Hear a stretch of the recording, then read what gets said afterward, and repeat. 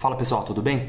Bom, eu queria ler para vocês hoje aqui um texto que eu traduzi, que na minha opinião é um dos textos mais interessantes da Ayn Rand, que ela escreveu logo depois da morte da Marilyn Monroe, nos anos 60. E eu acho ele surpreendente por dois motivos.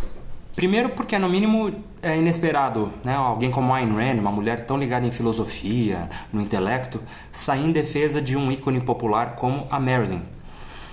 E eu acho também surpreendente porque ele mostra pra gente como que era na época, né? Como é que a Marilyn Monroe era vista na época dela, enquanto ela estava viva, que é bem diferente da imagem que a gente tem dela hoje, como um símbolo do glamour do passado. Vamos lá. Por sua mais grave culpa, Ayn Rand, 1962. A morte de Marilyn Monroe chocou as pessoas com um impacto diferente de suas reações à morte de qualquer outra estrela do cinema ou figura pública. No mundo inteiro, as pessoas tiveram um senso peculiar de envolvimento pessoal e de protesto, como um grito universal de "ah, não!". Elas sentiram que sua morte tinha um significado especial, quase como um alerta para algo que elas não conseguiam decifrar.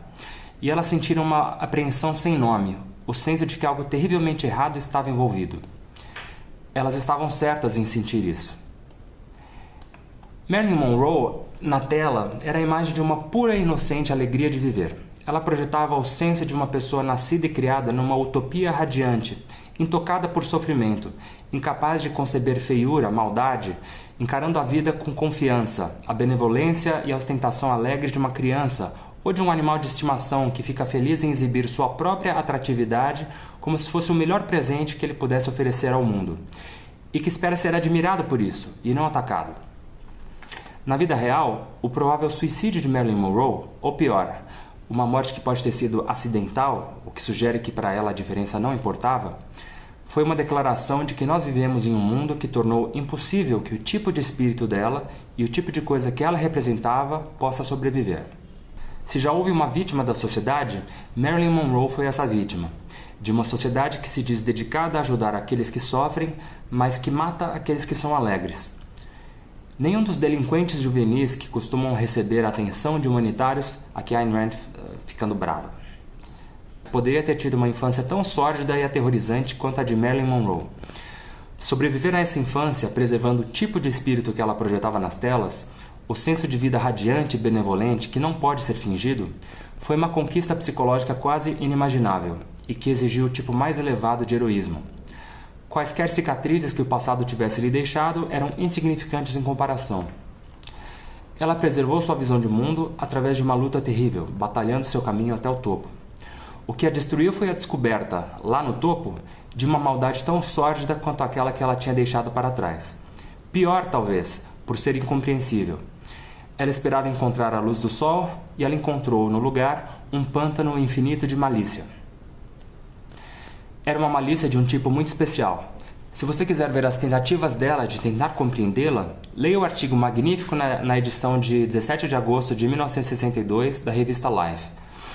Não é de fato um artigo, mas uma transcrição das palavras dela, e o documento mais tragicamente revelador publicado em anos. Era um grito por socorro, que veio tarde demais para ser atendido. Abre aspas.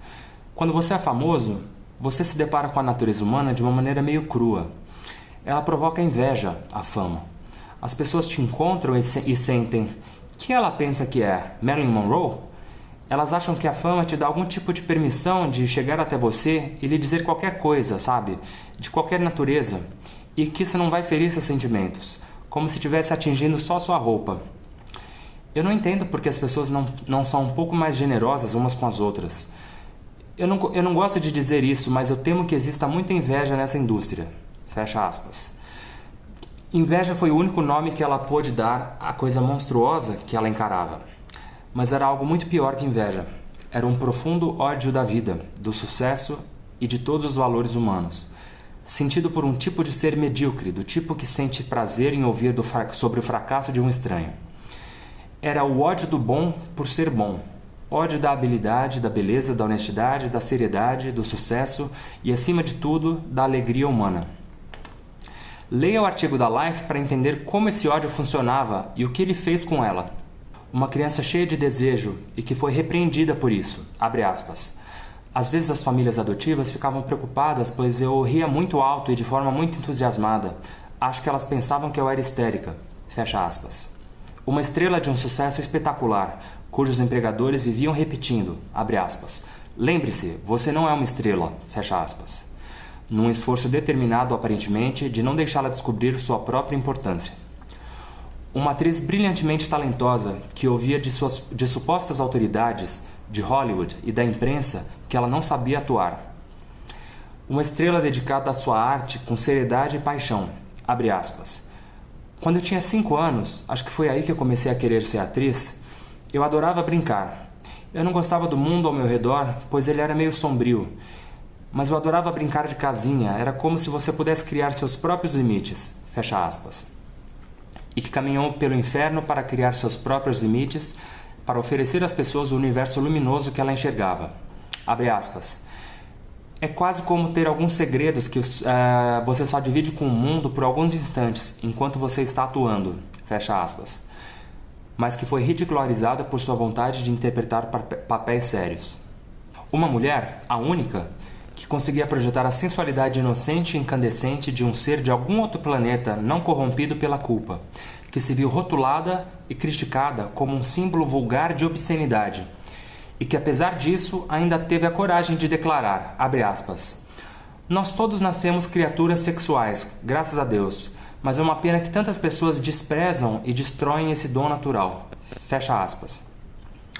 Uma criança feliz que estava oferecendo suas conquistas para o mundo com o orgulho de uma grandeza autêntica, ou como um gatinho colocando aos seus pés algo que ele caçou, e que teve como resposta tentativas empenhadas em negar, degradar, ridicularizar, insultar, destruir suas conquistas, que não conseguia entender que ela estava sendo punida pelo que ela tinha de melhor, não de pior, que só conseguia sentir em puro terror que ela estava diante de um mal indescritível.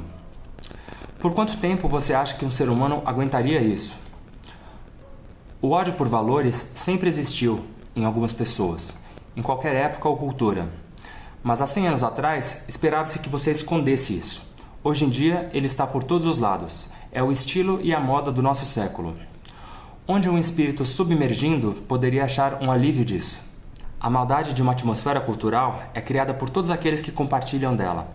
Qualquer um que já tenha sentido ressentimento contra o bom, por ser bom, e dado voz a esse ressentimento, é o assassino de Marilyn Monroe.